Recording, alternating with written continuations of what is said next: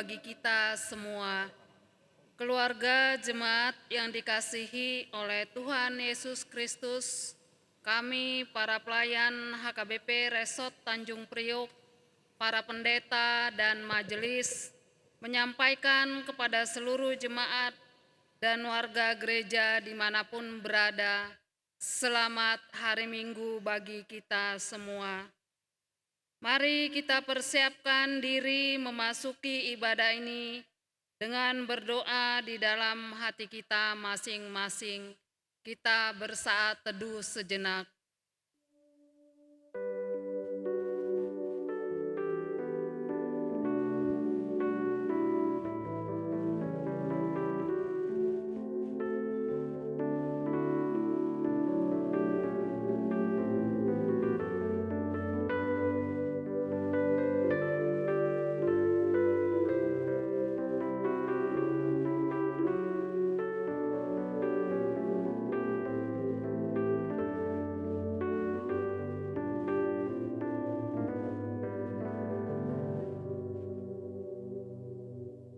Amin. Jemaat Tuhan, marilah kita bernyanyi memuji Tuhan dari buku nyanyian nomor 648 ayat 1 sampai dengan 2.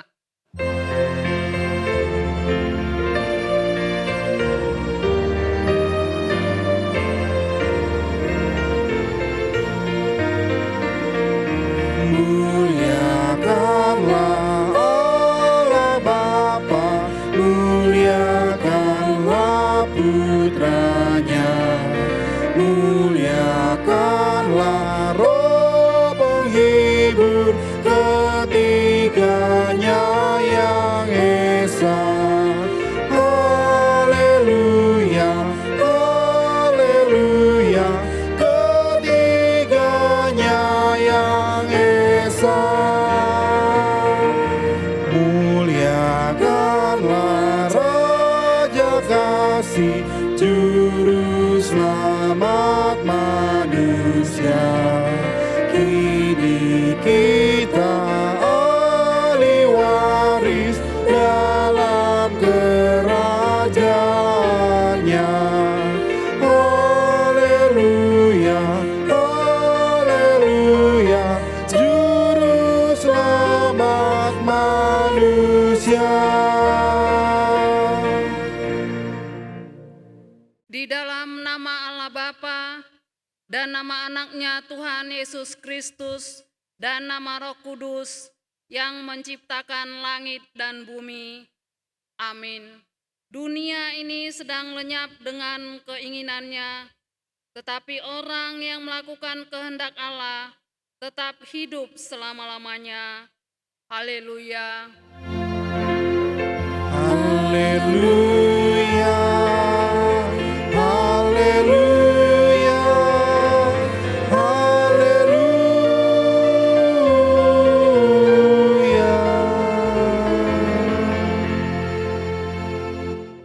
Marilah kita berdoa. Tuhan Allah Bapa kami telah berhimpun di tempat ini pada hari yang Engkau kuduskan ini. Bukalah telinga dan hati kami, supaya kami dengan sukacita mendengarkan firman-Mu yang kudus, dan agar kami memelihara dan menghayati di dalam hati kami, serta penuh pengharapan berdoa kepadamu. Ajarlah kami menghitung hari-hari kami sedemikian, hingga kami beroleh hati yang bijaksana. Terimalah kami ke dalam hidup yang kekal, di mana kami akan memuji Engkau di dalam anak-Mu, Yesus Kristus Tuhan kami. Amin.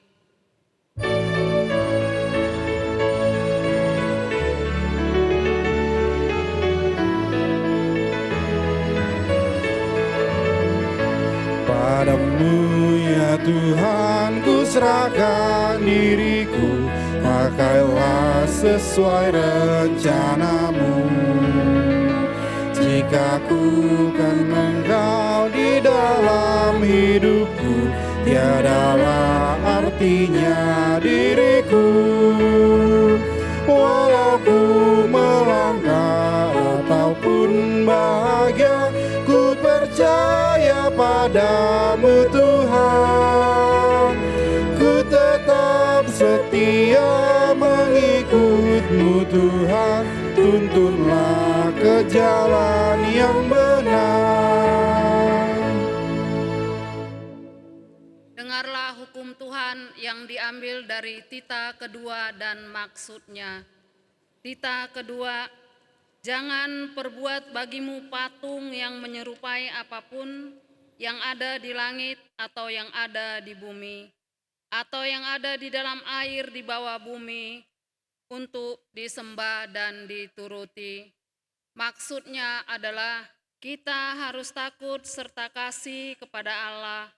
Sebab itu, jangan bersembah sujud kepada Allah lain atau meminta kehidupan daripadanya, dan jangan memanggil roh-roh atau berkeyakinan kepada tenungan-tenungan dukun, dan jangan yakin kepada benda-benda bernama atau sakti. Demikian hukum Tuhan. Marilah kita memohon kekuatan dari Tuhan untuk melakukan yang sesuai dengan hukum-Nya. Ya Tuhan Allah, kuatkanlah kami melakukan yang sesuai dengan hukum-Mu. Amin.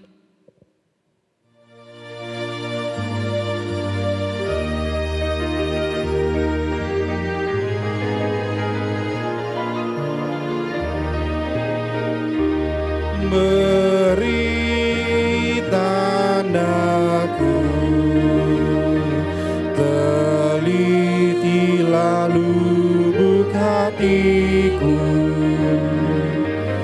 dan ujilah, ingatkan aku di jalanku.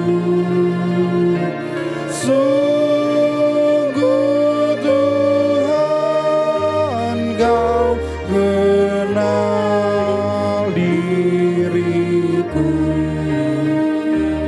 kasihanilah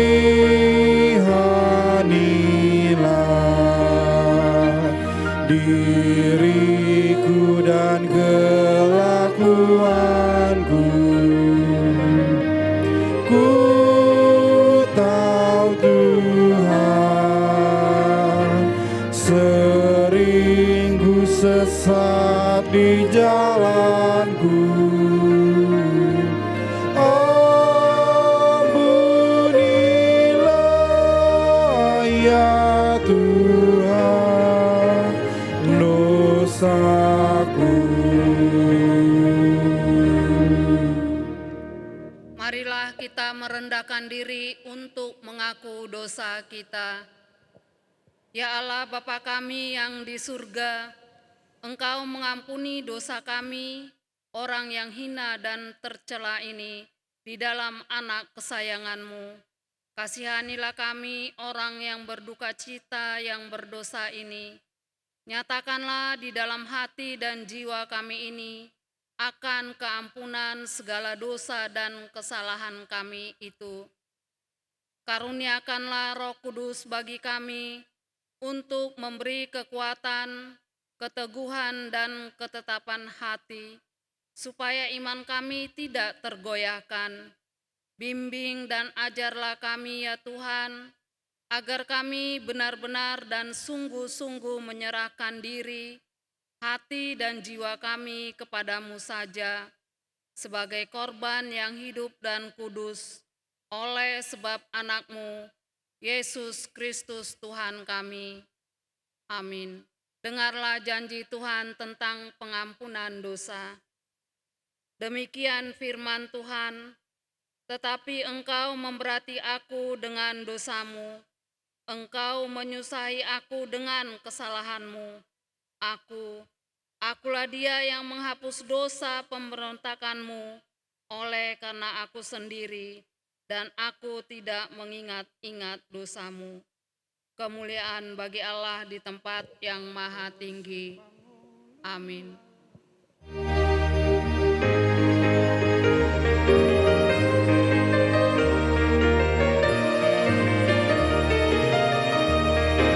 Ya Juru Selamatku, kunjungi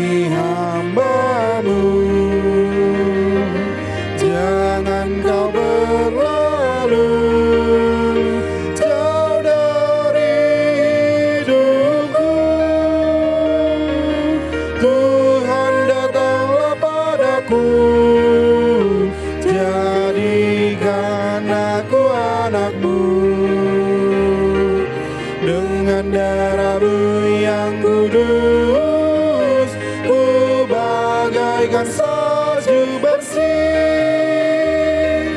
sungguh bersih, sungguh bersih. Dengan darah-Mu yang kudus, ku bagaikan salju bersih.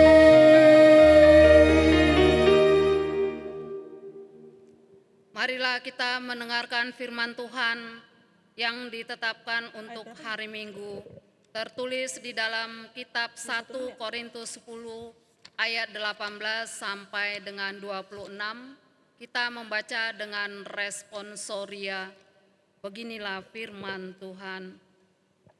Perhatikanlah bangsa Israel menurut daging. Bukankah mereka yang makan apa yang dipersembahkan mendapat bagian dalam pelayanan mezbah? Apakah yang kumaksudkan dengan perkataan itu, bahwa persembahan berhala adalah sesuatu, atau bahwa berhala adalah sesuatu? Bukan.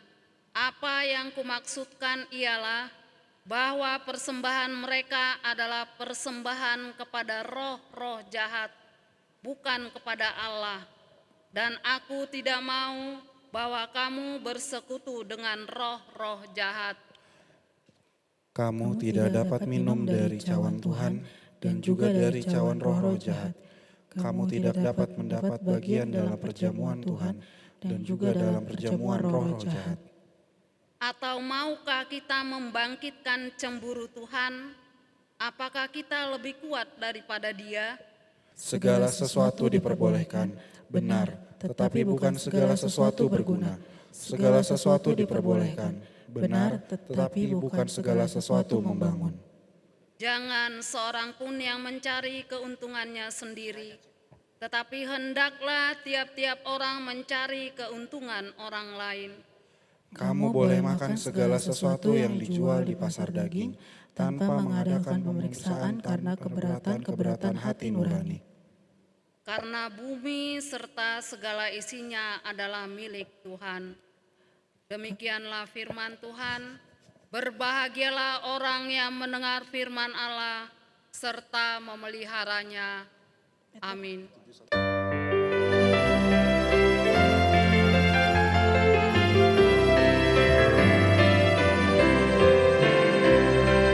Di jalan hidup di dunia gelap, banyak sedih mengerang.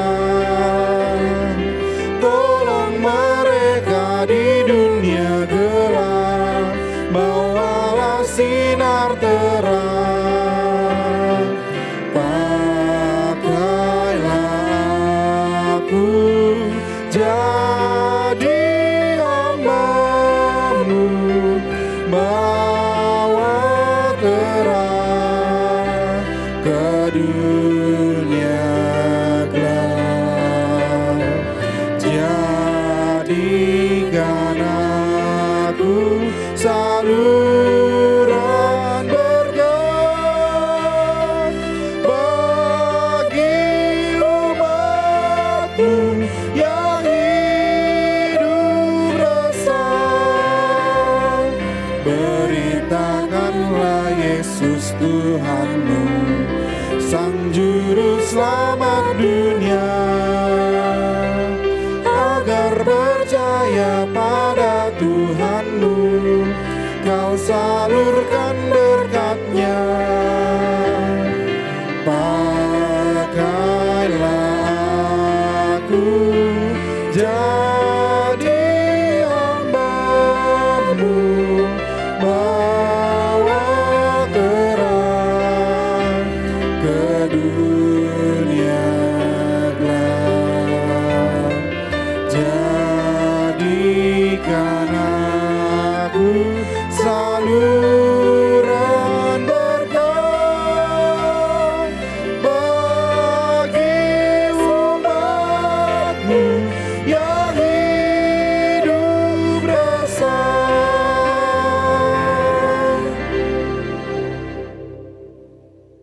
Marilah kita bersama-sama mengaku iman kepercayaan kita sebagaimana teman-teman seiman di seluruh dunia. Kita bersama-sama mengucapkannya. Aku percaya kepada Allah, Bapa yang Maha Kuasa, Khalik langit dan bumi. Aku percaya kepada Yesus Kristus, anaknya yang tunggal Tuhan kita, yang dikandung daripada Roh Kudus, lahir dari anak darah Maria, yang menderita sengsara di bawah pemerintahan Pontius Pilatus, disalibkan, mati dan digugurkan, yang turun ke dalam kerajaan maut. Pada hari yang ketiga, bangkit pula dari antara orang mati, naik ke surga, duduk di sebelah kanan Allah, Bapa yang Maha Kuasa. Dari sana akan datang kelak untuk menghakimi orang yang hidup dan yang mati. Aku percaya kepada Roh Kudus dan adanya satu gereja yang kudus dan am, persekutuan orang kudus, pengampunan dosa, kebangkitan daging, dan hidup yang kekal. Amin.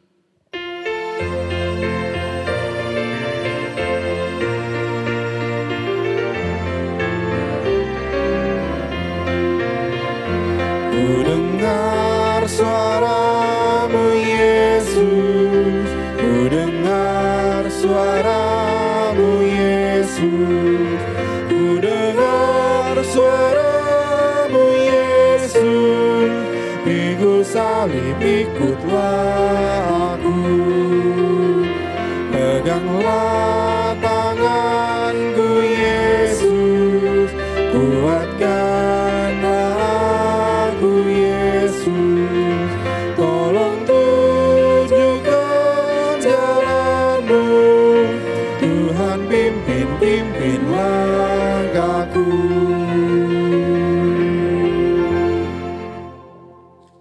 Marilah kita bersatu dalam doa.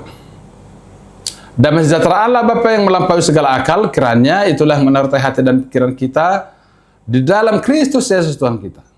Amin. Bapak Ibu saudara-saudari sekalian, marilah kita mendengarkan pembacaan firman Tuhan untuk ibadah kita pada saat ini dari Mazmur 50 ayat 7 sampai 15. Dengarlah hai umatku, aku hendak berfirman hai Israel, aku hendak bersaksi terhadap kamu, akulah Allah, Allahmu. Bukan karena korban sembelihanmu, aku menghukum engkau. Bukankah korban bakaranmu tetap ada di hadapanku? Tidak usah aku mengambil lembu dari rumahmu atau kambing jantan dari kandangmu. Sebab punyakulah segala binatang hutan dan beribu-ribu hewan di gunung. Aku kenal segala burung di udara, dan apa yang bergerak di padang adalah dalam kuasaku. Jika aku lapar, tidak usah aku katakan kepadamu, sebab punyakulah dunia dan segala isinya. Daging lembu jantankah aku makan, atau darah kambing jantankah aku minum? Persembahkanlah syukur sebagai korban kepada Allah, dan bayarlah najarmu kepada yang maha tinggi. Berserulah kepadaku pada waktu kesesakan, aku akan meluputkan engkau, dan engkau akan memuliakan aku. Selah. Demikian pembacaan firman Tuhan. Saudara-saudari, tema khotbah kita untuk ibadah saat ini, yakni dunia dan segala isinya adalah milik Tuhan.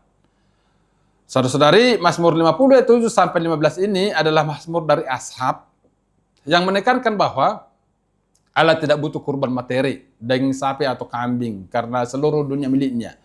Tetapi ia menuntut ibadah hati yang tulus, ucapan syukur dan janji, yakni najar yang ditepati. Tuhan memanggil umatnya untuk berseru pada waktu kesesakan. Ia akan menjawab dan mereka akan memuliakan Dia sebagai bentuk syukur sejati. Bukan sekedar ritual formalitas atau legalisme, melainkan respon dari hati yang penuh kasih karunia. Sebagai pemazmur, Ashab menjelaskan bagaimana Allah sendiri telah menegaskan bahwa Dia adalah Allah. Dia berkuasa atas dunia dan segala isinya karena semua adalah ciptaannya dan miliknya. Karena itu Allah mengingatkan umat bahwa Allah tidak berkenan atas persembahan korban sembelihan dan korban bakaran. Sebab mereka adalah salah mengerti. Mereka menganggap sepertinya Allah membutuhkan kurban untuk memuaskan diri mereka tanpa menyadari bahwa semuanya adalah miliknya. Allah menginginkan bagaimana untuk menyatakan persembahan syukur sebagai kurban kepada Allah dan membayar najar kepada yang Maha Tinggi.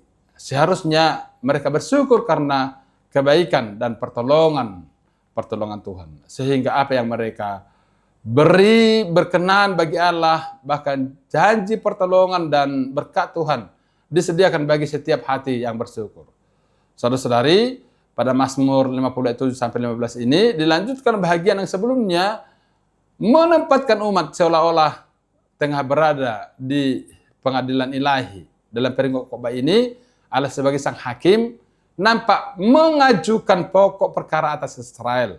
Sungguh tepat jika selama ini umat memelihara perjanjian dengan Allah melalui ibadah dan korban syukur yang ditujukan kepada Allah. Tetapi pada saat yang sama, rupanya Allah melihat kecenderungan umat yang melakukan hal tersebut tidak didasarkan pada pemahaman yang benar. Rupanya ada segelintir pihak yang merasa bahwa persembahan syukur atau kurban kepada Allah merupakan pemberian jasa kepada Allah.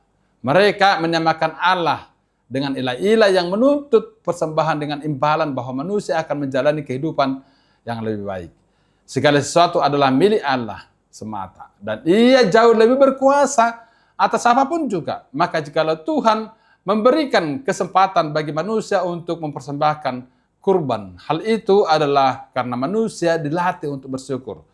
Bersyukur senantiasa atas segala yang telah Tuhan dirikan atau hadirkan di dunia. Tuhan ingin agar umat Israel menghayati bahwa persembahan kepada Allah harus dilandasi oleh hati yang senantiasa mensyukuri karyanya yang telah menganugerahkan keselamatan kekal. Melalui perintah untuk selalu menepati najar atau janji yang telah diucapkan di hadapan Allah, Tuhan ingin umat Israel menyembah Dia dan menghargai kedaulatan dan kekuasaannya. Saudara-saudari, pada khotbah ini sungguh dijelaskan tentang bagaimana beribadah yang benar. Ayat 7 dan 8. Tuhan memulai dengan memberitahu umat perjanjiannya bahwa mereka tidak dihakimi bahwa karena kurban mereka. Kurban bakaran tetap ada di hadapan Tuhan. Kurban-kurban tidak berhenti. Tetapi di dalam kurban itu kita melihat ada masalah. Meskipun tidak dinyatakan secara eksplisit. Tuhan mulai mengoreksi pandangan keliru yang dimiliki umat perjanjian mengenai kurban dan ibadah. Tampaknya umat itu percaya bahwa Tuhan membutuhkan mereka untuk melakukan tindakan ini untuknya. Tuhan berkata bahwa Dia tidak membutuhkan kurban hewan karena setiap hewan di hutan, ternak di 1000 bukit, setiap burung di pegunungan, dan semua makhluk di padang adalah miliknya. Bukan berarti Tuhan lapar, dan bahkan jika Tuhan lapar, Dia tidak akan memberitahu kita karena seluruh dunia adalah miliknya dan semua yang ada di dunia adalah miliknya. Yang mungkin kita tidak sadari adalah bahwa dewa-dewa lain di Mesopotamia membutuhkan manusia untuk menyediakan makanan bagi mereka 3 kali sehari. Tuhan berkata bahwa Dia tidak seperti dewa yang diciptakan manusia dalam pikiran mereka, di mana dewa membutuhkan manusia untuk melakukan sesuatu untuknya. Tuhan sama sekali tidak membutuhkannya. Apakah itu Tuhan perlu makanan minum? Sama sekali tidak. Kewajiban manusia adalah untuk mengucapkan syukur kepada Tuhan. Karena Tuhan tidak membutuhkan kita. Betapa benarnya kata-kata, apakah manusia itu sehingga engkau mengingatnya? Mazmur 8:4. Tuhan tidak seperti yang dibayangkan manusia dalam pikirannya sendiri. Kewajiban ibadah bukanlah tentang melakukan sesuatu tindakan karena Tuhan membutuhkannya untuk keberadaannya.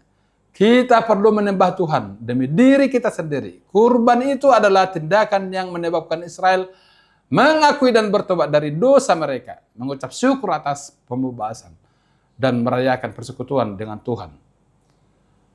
Yang berikut, dalam masa pelayanan Tuhan Yesus ketika di Bait Allah, Yesus memperhatikan setiap orang yang memasukkan uang ke dalam peti persembahan, dan Yesus berkata kepada muridnya bahwa seorang janda miskin yang memasukkan 2 peser memberi lebih banyak daripada semua orang yang memasukkan persembahan, karena ia memberi dari kekurangannya, bahkan semua yang ada padanya, yaitu seluruh nafkahnya.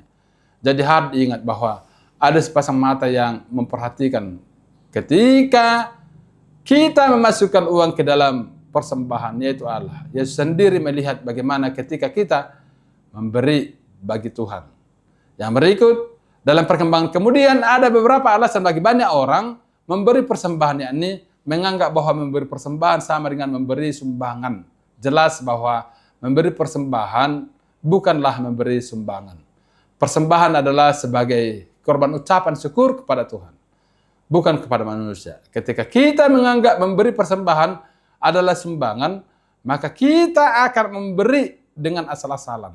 Banyak orang memilih uang yang paling buruk dan sudah tidak layak diberikan kepada manusia, atau bahkan tidak laku untuk membeli sesuatu dan memakannya sebagai persembahan. Ketika ini dilakukan, sama halnya menista Tuhan. Di Maliaki 1:10 katakanlah, sekiranya ada di antara kamu yang mau menutup pintu supaya jangan kamu menyalakan api di mezbahku dengan percuma, aku tidak suka kepadamu. Firman Tuhan semesta alam, dan aku tidak berkenaan menerima persembahan dari tanganmu. Ayat ini ada akibat memberi bagi Tuhan dengan asal-asalan, sehingga engkau tidak mendapat apa-apa dari Tuhan. Persembahan itu harus dikhususkan, harus dipisahkan, dan diberi yang terbaik dari seluruh uangmu. Jangan yang paling buruk. Mazmur 5:4, Tuhan, pada waktu pagi engkau mendengar seruanku, dan pada waktu pagi aku mengatur persembahan bagimu, dan aku menunggu-nunggu. Daud tahu memberi persembahan yang terbaik, mempersiapkannya terlebih dahulu. Bukan asal-asalan, atau Daud tahu persis bahwa Allah berkenan akan persembahan. Jadi, janganlah saudara-saudara dengan memberi persembahan dengan asal-asalan dan menganggapnya sebagai sumbangan. Ketika mempersembahkan sesuatu, persembahan, karena itu persembahan adalah satu ucapan syukur kita kepada Tuhan. Yang berikut, persembahan itu sama sekali tidaklah sogokan. Ada orang-orang yang melakukan pencucian uang, money laundry, untuk menghidupi kejahatannya dengan mempersembahkan uang hasil ketidakjujuran. Orang itu menyumbang ke gereja untuk melunakkan hati Tuhan dan membersihkan namanya dari dosa akibat melanggar firman Tuhan. Seperti yang dilakukan Saul dalam 1 Samuel 15. Saul mencari hormat dan tidak taat kepada perintah Tuhan untuk menumpas seluruh orang Amalek. Dan ia menentang perintah Tuhan dengan mengambil dari jarahan itu semua yang terbaik dan harus ditumpas untuk mempersembahkan bagi Tuhan. Jadi dengan berkenan, dengan berkata untuk Tuhan, jika tidak berasal dari hatimu. Yang berikut, persembahan jangan dijadikan alat pelipat gandaan. Teks yang sering dipakai Lukas 6:38 dan Maliaki 3:10, jangan memberi persembahan sebagai alat melipat gandakan. Jika itu menjadi motivasi setiap orang memberi persembahan, maka kita tidak akan memperoleh apa-apa. Persembahan adalah sikap hati dan motivasi. Tuhan tidak melihat jumlah, tetapi jika kita memiliki penghasilan besar dan kita mempersembahkan kepada Tuhan dengan nilai sangat kecil, tentu tergolong kikir dan pelit. Memberi jangan karena kasihan, tetapi harus memiliki belas kasihan. Jadi Tuhan melihat motivasi dan sikap hati kita. Dari terang tema khotbah ini, dunia dan segala isinya adalah milik Tuhan. Maka, refleksi khotbah ini, ibadah yang sejati adalah ibadah yang keluar dari hati yang bersyukur karena mengalami kebaikan Tuhan. Ibadah yang sejati diwujudkan bukan sekedar berupa persembahan kurban atau harta benda, tetapi mengakui kebaikan dan kemurahan Tuhan dengan hati yang bersyukur dan menyatakan dalam perubahan hidup semakin kudus dan memuliakan Tuhan. Dengan demikian, maka Allah pun akan berkenan menyatakan kasih, pertolongan dan berkat-Nya dalam hidup kita. Dan tentang motivasi dan sikap hati dalam beribadah serta dalam membangun relasi dengannya, ini mengajak kita agar kita jangan kiranya hanya menganggap bahwa ibadah hanyalah formalitas belaka. Yang terpenting ialah menyadari dan menyampaikan syukur dengan sungguh kepada Tuhan atas segala yang telah dikerjakannya. Hanya oleh belas kasih-Nya kita dimampukan untuk menyongsong hari demi hari. Yang berikut, pada dasarnya Allah sangat mengasihi kita, manusia ciptaannya, bagaimanapun rupa kehidupan umatnya. Bila umatnya dalam kesesakan dan bersuruh kepadanya, ia pasti akan melupakan kita. Kalaupun ia murka kepada kita, itu bukan karena kurban yang kita persembahkan yang tidak sesuai dengan aturan, tetapi Tuhan murka karena keberdosaan kita. Murka adalah untuk kebaikan kita. Namun seberapapun besarnya dosa yang kita perbuat, di hadapannya kasih sayang Allah tidak pernah berubah. Karena itu kita yang telah mengalami kasih sayang Allah yang sedemikian besar, kita dipanggil untuk senantiasa memuliakannya. Inilah pengalaman pemazmur yang juga menjadi pengalaman kita. Ketika kita tidak peduli pada Allah, Allah tetap peduli kepada kita. Ketika kita terjerumus ke dalam berbagai persoalan, Allah tetap berkenan menolong kita. Karena itu, marilah kita insaf dari segala ketidakpedulian kepadanya. Dan muliakanlah dia dalam kehidupan kita. Yang terakhir, bagi Bapak Ibu Saudara-saudari, memberi itu sifat Allah. Jadi harus melatih diri untuk dapat memberi. Jangan melihat kondisi ketika kita memberi, karena kita tidak akan pernah dapat memberi kepada orang lain atau kepada Tuhan. Korban syukur bukan hanya uang, tetapi tubuh sebagai persembahan. Ibadah yang sejati, yaitu memberi hidupmu untuk hidup benar. Mazmur 50:23. Siapa yang mempersembahkan syukur sebagai korban, ia memuliakan aku. Jadi dengan memberi persembahan kita memuliakan Tuhan. Setidaknya inilah pesan penting khotbah ini. Bahwa sesungguhnya Allah tidak membutuhkan persembahan kita karena dunia dan segala isinya adalah miliknya. Jika membutuhkan sesuatu, ia tidak perlu meminta kepada kita. Tapi kita perlu memberi persembahan. Itu sama sekali tidak karena kebiasaan pada setiap ibadah dan banyak alasan lain. Kita harus memberi persembahan, yakni karena memberi persembahan adalah ucapan syukur yang lahir dari hati. Ayat 14, persembahkanlah syukur sebagai korban kepadanya. Dunia dan segala isinya adalah milik Allah. Janganlah kita berpikir bahwa Tuhan dapat mau dipuaskan dengan berbagai persembahan dan pemberian dan persepuluhan. Pendapat ini tentu tidak tepat. Sebagai Tuhan Allah adalah Allah yang Maha Kuasa, Allah yang mempunyai bumi dan alam semesta. Persembahan yang kita berikan kepada Tuhan seharusnya bukan sekedar untuk menenangkan hati Tuhan, tetapi sebagai ucapan syukur atas kasih-Nya, penyertaan, pemeliharaan pada Allah.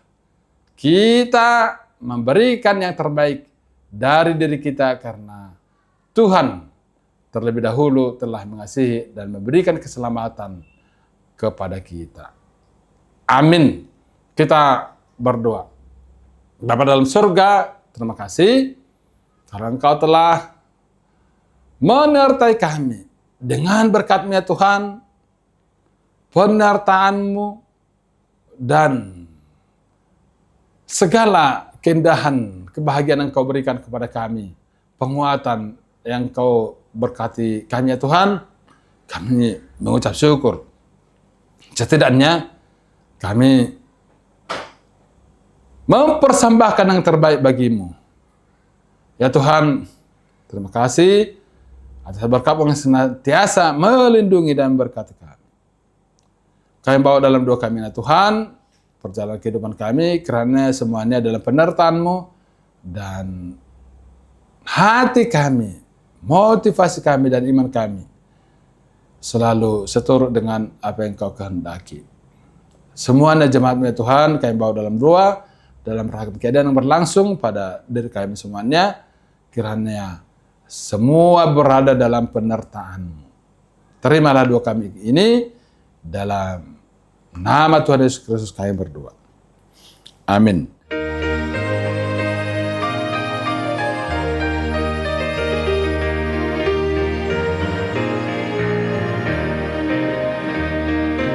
Tuhan, Kau gembala kami, pimpin kami domba-Mu.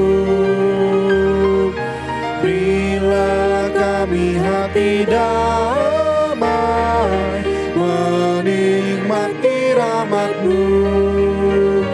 Tuhan Yesus, Juru Selamat, gembalakan umat-Mu. Tuhan Yesus, Juru Selamat, gembalakan umat-Mu.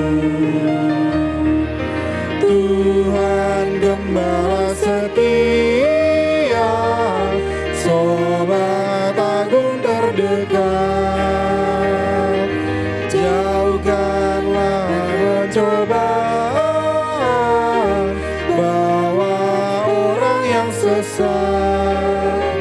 Tuhan Yesus, Juru Selamat, gembalakan umat-Mu. Tuhan Yesus Juru Selamat, gembalakan umat-Mu. Kita mendoakan persembahan kita ke hadapan Tuhan. Kita berdoa. Ya Allah Bapa kami yang di surga, kami mengaku bahwa Tuhan adalah sumber dari segala karunia yang melimpah dalam kehidupan kami masing-masing.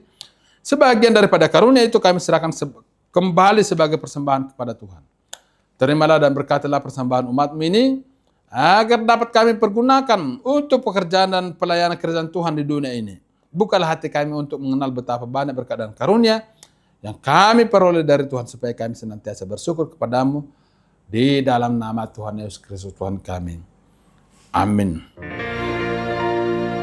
Tuhan karuniamu, roh dan jiwaku semua, nyawa juga hidupku, harta milikku semua, ku serahkan padamu untuk selama-lamanya. Bapa kami yang di surga, dikuduskanlah nama-Mu, datanglah kerajaan-Mu, jadilah kehendak-Mu di bumi seperti di surga. Berikanlah kami pada hari ini makan kami yang secukupnya, dan ampunilah kami akan kesalahan kami, seperti kami juga telah mengampuni orang bersalah kepada kami. Dan janganlah membawa kami ke dalam pencobaan, tetapi lepaskanlah kami daripada yang jahat. Karena Engkau punya kerajaan dan kekuasaan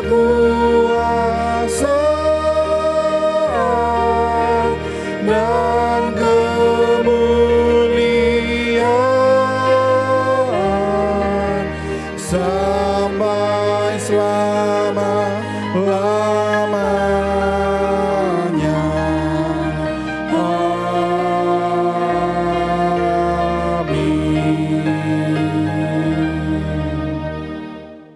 Tuhan memberkati engkau dan melindungi engkau. Tuhan menghadapkan wajahnya kepadamu serta memberi engkau kasih karunia. Tuhan menghadapkan wajahnya kepadamu serta memberi engkau damai sejahtera. Amin, amin, amin.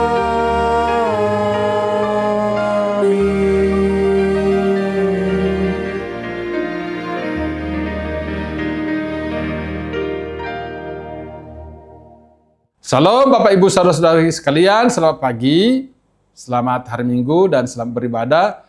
Tetaplah semangat dan selalulah bertekun dalam doa. Amin.